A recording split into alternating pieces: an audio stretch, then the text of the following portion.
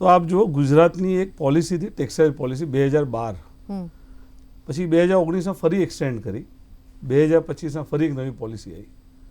તો જે પોલિસીનો long term જે એડવાન્ટેજ છે ખાલી એક ટેક્સટાઇલ સેક્ટરને પકડીએ તો આપણું વેલ્યુ એડ કર્યા વગરના ગુડ્સ બાંગ્લાદેશ જતા, ત્યાંથી વેલ્યુ એડિશન થઈને યુરોપ જતા. જે કહીએ ને કે છાશ આપણે પીતા લસ્સી બાંગ્લાદેશ, વિયેટનામ, ચાઇનાની પાસે હતું હતું.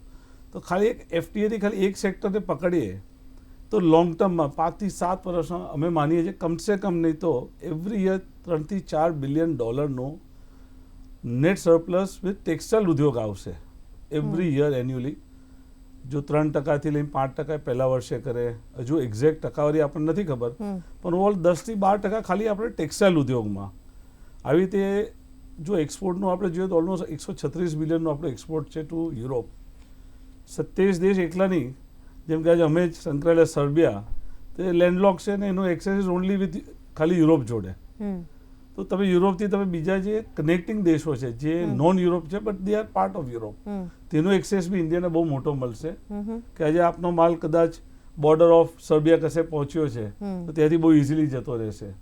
તો ઇનડાયરેક્ટલી જે ટ્રેડ આવશે એ બહુ મોટો આવશે ફર્સ્ટ એન્ડ ફોરમોસ્ટ. બીજું કે આપણો 25% એક્સપોર્ટ ઓફ ખાલી Europe is with Germany in particular segment. જો ઘણી એન્જિનિયરિંગ, ટેક્સટાઇલ્સ, ડાઈઝ, તો સ્પેન, ઇટલી ને Germany major importers of dyes and chemical. તો ગુજરાતમાં બધા જાણે છે કે ભાઈ ઇલેક્ટ્રિસિટીનું અનઇન્ટરપ્ટ સપ્લાય છે, પોર્ટનું બ્લેસિંગ છે કુદરતી ભગવાનની મહેરથી. તો બધા જ રોલ્સ પરફેક્ટલી પ્લે કરે છે. તેના માટે ઇન્ફ્રાસ્ટ્રક્ચર જોઈએ, જેનું ગુજરાત સરકારે છેલ્લા 10 વર્ષમાં ધીરે ધીરે કરીને એટલું બધું ઇન્વેસ્ટમેન્ટ આપણા ત્યાં આવ્યું છે. અને ફક્ત મોટા લોકો નહીં, આજે ટેક્સટાઇલ ઉદ્યોગમાં નાના ખેડૂતો 10 જણા ભેગા થઈને એક સ્પિનિંગ મિલ કરી, કોકે વિવિંગ યુનિટ નાખ્યું છે. તો આ વેલ્થ પર્ક્યુલેટ છે નાનામાં નાના સીમાડાથી પહોંચી છે. જેમ નર્મદાનું પાણી પહોંચ્યું ને બધા ખેડૂતોને લાભ થયો, એ રીતે દરેક પોલિસીનો હું હંમેશા બિલીવ કરું છું અંડર ચેમ્બર કે લાર્જ પોતાનું કરી લે છે, સ્મોલ મીડિયમને જે સપોર્ટ જોઈએ છે પોલિસીથી જ મળે છે. બિલકુલ.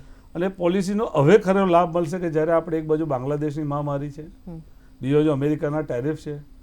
સો આ તો એક બજેટથી પહેલાં બી એક બહુ સરસ ટ્રેડના પર્ટિક્યુલરલી ગણીએ ધંધાકીય લોકો માટે બહુ મોટી વસ્તુ કહેવાય. બિલકુલ. અને ભારત સરકારનો ઘણો આભાર માનાય બિલકુલ આ પ્રોએક્ટિવલી કામ કરવામાં.